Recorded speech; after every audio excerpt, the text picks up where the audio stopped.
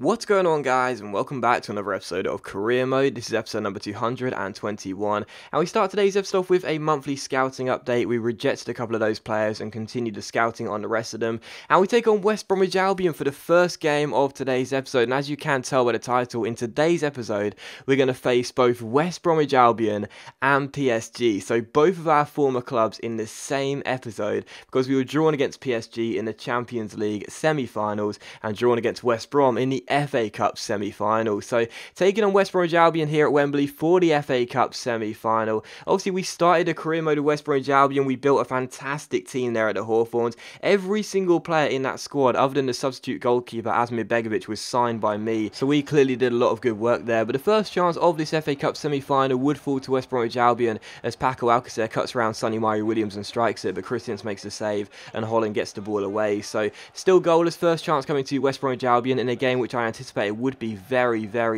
interesting with a lot of action, and the first chance did fall to our first club in the series, and the second chance fell here in the 9th minute as Lazari comes forward after some nice dribbling, picks out Welbeck. Welbeck finds Serge Gnabry, and Gnabry is denied by a very good save by Hart, and West Brom turn it behind for a corner. So good chance there, and another great chance in the 17th minute as we have this corner. It's crossed in and dealt with by West Bromwich Albion, only as far as Luke Garbutt, who strikes it from range and puts the ball just wide and behind. So still 0-0, but lots of chances early on in this first half. And in the 39th minute here, Jordan Henderson gets on the ball for West Brom and finds Carrillo. Carrillo turns his man across the ball to the far post. Paco Alcacer heads it down towards Pedro. Pedro shoots from just outside the area, and it goes just wide. So still goalless with 5 minutes to go before the break, but so many chances for both sides in the first half. It was a really action-packed opening 40 minutes in this game, which we did predict. And from the goal kick, Christians plays it forward towards his man Aaron Ramsey. Ramsey takes a touch and finds Danny Welbeck. Welbeck finds Lazari here. He plays it out wide towards Serge Gnabry. The German right midfielder has the pace on Aaron Creswell, crosses the ball in towards Danny Welbeck, he wins the header, and it goes just over the bar and behind for a goal kick. So 0-0 was the score going into the break, despite a lot of good chances for both sides. In the second half, though, Mathieu Debussy, God knows what he's doing there, doesn't go for the ball, and eventually it comes to Di Maria, and Di Maria's strike is off target and behind. So still 0-0 in this game, despite loads and loads of chances. In the 58th minute, though, we had a free kick. Niang stands over it, drills it into the centre, and we do finally break the deadlock in this game. Just before the hour mark, Rodrigo Lazari gets the goal, and whenever Niang's scoring, it's probably this little man that's getting the goal instead. Lazari with the goal, Niang with the assist, and we do make it West Brom 0, Arsenal 1. So with those free kicks, I do them quite often. You probably don't know actually how I do them, because they're sort of drilled into the centre, but not using the square button. They're actually shots. They're L1 and circle drilled shots, and I try and aim it towards the edge of the 6-yard box. And as you can see, Lazari, he was never going to have the height on Yannick Vestergaard. Obviously, he's only 5'7", and Vestergaard's 6'6", so the Danish centre-back was always going to win that battle, but I thought Lazari's probably got a run on him if we can just drill it into the centre and see if he can volley it in, and he did. So West Brom 0, Arsenal 1, and we do take the lead in this game. In the 69th minute, a great chance to make it 2-0 as Niang cuts inside here and shoots, but it goes just wide of the post and behind for a goal kick. So we were still leading by a goal to 0 in this game here at Wembley, and in the 72nd minute, Debussy goes down the right-hand side, fake shots around Carlos Zambrano, nicely worked by our French right-back. The shot comes in, but again, Joe Hart makes a good save, and West Brom clear. So still West Bromwich Albion 0, Arsenal 1 in this game, and with just under a quarter of an hour to play, Ashley Bentley goes down the right-hand side for West Bromwich Albion, drags it back towards Wilfried Zaha.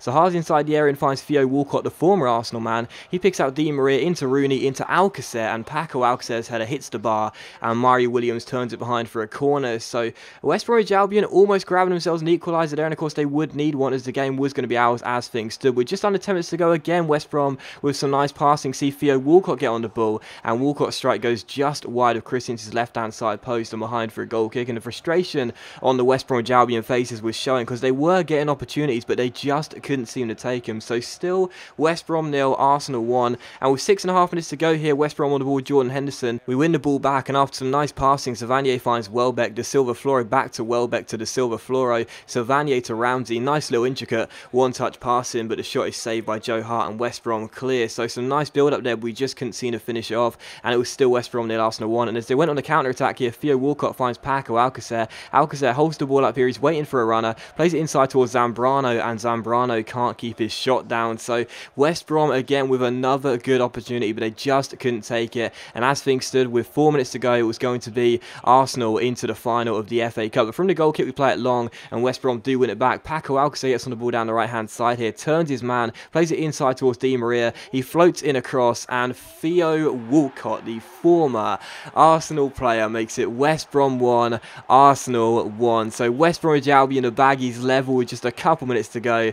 And if anyone was going to score it, of course it will be a former Arsenal player. Walcott with the goal. He gets past Kagan Holland there. He's one-on-one with Chris Ince. He wins the header before Ince can get to the ball and makes it West Brom 1, Arsenal 1. So just a couple minutes to go, we surrender the lead and the game is surely going into extra time. But in stoppage time here with 5 minutes added on, Aaron Ramsey's on the ball and spreads it out wide towards Serge Gnabry. Gnabry takes on Sane, plays it back inside towards Ramsey. Ramsey's through ball releases Danny Welbeck, and in the 90th minute, in stoppage time, Danny Welbeck makes it West Bromwich Albion 1, Arsenal 2. And just like we all thought we were going to extra time. Every single player out there must have thought it as well after West Brom scored that lead equaliser. But that's the importance of playing until the final whistle. We didn't give up. We kept on attacking, and as the ball got played through to Danny Welbeck here, I think Joe Hart, a goalkeeper of his quality, will be disappointed he didn't get anything on it, but he didn't, and Danny Welbeck makes it West Brom 1, Arsenal 2. So with a couple minutes to go, Walcott almost certainly took the game into extra time, but then Danny Welbeck stood up and said, no way, I want to win it in 90 minutes. So Welbeck gets the goal, and it was how the game would finish: West Bromwich Albion 1, Arsenal 2. So we are through to the FA Cup final. Delighted with that, and how we got into extra time and lost it in extra time, or lost it on penalties. I'll be so livid knowing we were a couple minutes away and then threw it away from that Walcott goal, but instead Danny Welbeck gets the goal, and that is why we win it by 2-1. So delighted with that. Always nice to beat a former club, of course, and we'll be taking on Liverpool in the final as they beat Everton in an all-Merseyside affair in the semis by 2-1. So we'll take on Liverpool in the FA Cup final, repeated a Capital One Cup final this year. Not too sure whether Matuidi will be going in goal for that one, but we'll have to wait and see. But still happy with that, and following that we've got some tournament prize money. Ila Mendy says he's not happy he's getting too much game time at the club, and we take on PSG for the second game of today's episode. So we just took on West Bromwich Albion, the first club we started a career with, and now we take it on PSG, our last club we managed before we joined Arsenal. And of course, this is a Champions League semi-final first leg tie as we travel to our former stadium at the Parc des Princes. And of course, in the other tie, Bayern Munich, they beat Juventus in the first leg by 2-0.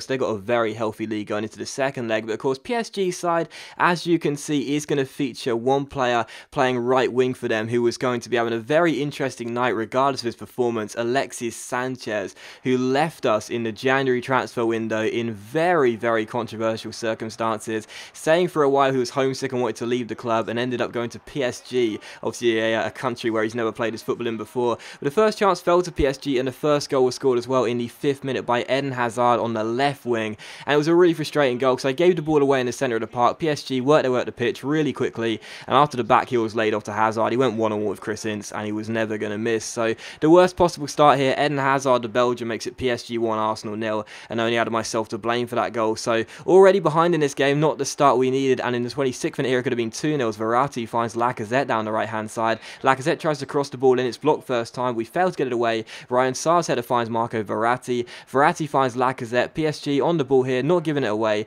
Verratti keeps hold of the ball, they go through the centre of the park, find Paul Pogba, and Paul Pogba, our last signing as PSG manager on a pre-contract from Liverpool before we left to join Arsenal, makes it PSG 2, Arsenal 0. So Pogba with the goal, and both goals probably my fault, to be honest. I mean, the first one definitely. For this one, I tried to get the ball away with Ryan Sarr, gave it straight away. PSG kept hold of the ball, found Pogba, and the strike was just inch perfect. Sometimes I will put the blame on the goalkeeper, but there's nothing Ince could do about that. Look at that for a strike. It's right in the bottom corner, and Ince has no chance. So PSG 2, Arsenal 0, and the worst possible start to this Champions League semi-final first leg. But just a few minutes later, Lazari comes forward here and turns David Luiz, gets himself inside and finds Rani Unlu, and his strike goes just over the bar and behind for a goal kick. So there was certainly going to be chances for us. We made a very poor start. We were still going to have opportunities to get ourselves back in this game if we really wanted it. And on the stroke of half time, after some nice passing, Mesut Ozil's on the ball and fake shots round Tahiri. He picks out Lazari. Lazari plays it out wide towards Ryo Miyaichi. The Japanese winger takes on Laporta, beats him, crosses the ball in, picks out Mesut Ozil,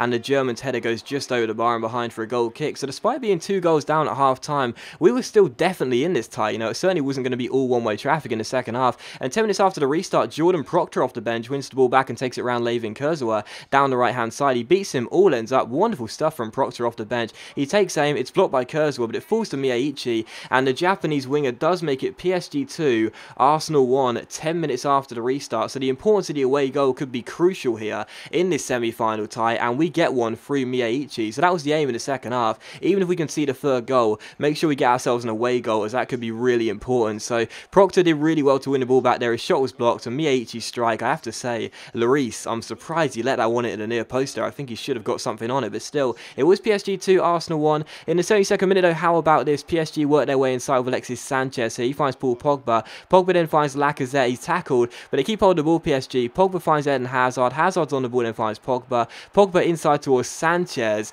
and Alexis Sanchez wins a penalty to PSG, and there's a little bit of afters with Callum Chambers and Lacazette. Sanchez goes down, and I did not think this was a penalty at all. You watched it on real time, you'll see it on the replay as well. Callum Chambers makes clear contact with the ball, and Sanchez then goes down after he's won the ball away from him, and I really did not think that was a penalty. You can see why it's given, yes, but I personally thought that was a clean challenge by Chambers, and Sanchez made the most of it. So Alexis Sanchez, the villain, wins a penalty for PSG against his former club Arsenal. Is Eden Hazard going to get his second goal of the game? Chris Ince is telling him where he's going. Instead he goes the other way. Hazard goes to the way that Chris Ince said he was going to go. Hazard calls the bluff and makes it PSG 3, Arsenal 1. So with 15 minutes to go, it is Hazard with his second goal of the game after Sanchez won the penalty, and unfortunately for us, PSG now have their 2-goal cushion back. So, you know, I did say, you know, my aim at half-time was to go and get an away goal, even if we did concede a third goal, but I was disappointed about the manner how we conceded that goal. Simple passing, and again, I think the penalty, in my opinion, was a little bit harsh on us, but still, in the 88th minute, we went in search of a second goal here, and as Niang shot is blocked, we can't make the most of the chance as PSG do get the ball away of Ashton Gertz. We keep the chance alive, though, as our left-back Luke Garbutt plays it inside towards Miyaichi. Lovely little ball, Welbeck even, lovely little ball inside towards Rani Unlu, and Unlu does make it PSG 3, Arsenal 2, with just seconds remaining of the 90 minutes. So PSG 3, Arsenal 2, Unlu with the goal. I think Lloris should have done better, but it was how the game would finish. So we do lose here at Parc des Princes. However, we do have 2 crucial away goals. So despite losing the game, I'm still not as disappointed as I could have been, knowing that a 1-goal win against PSG, if we win it by a 1-0 or 2-1, will be enough for us to go for on the away goal ruling. But even so, the second leg is going to be interesting regardless, with Sanchez returning to the Emirates. It should be a very good tie. But that is going to end the episode, guys. So as always, a big thank you for watching the video. I really hope you have enjoyed it. If you enjoyed the episode, please leave a like, and I'll see you for the next episode of Career Mode very soon.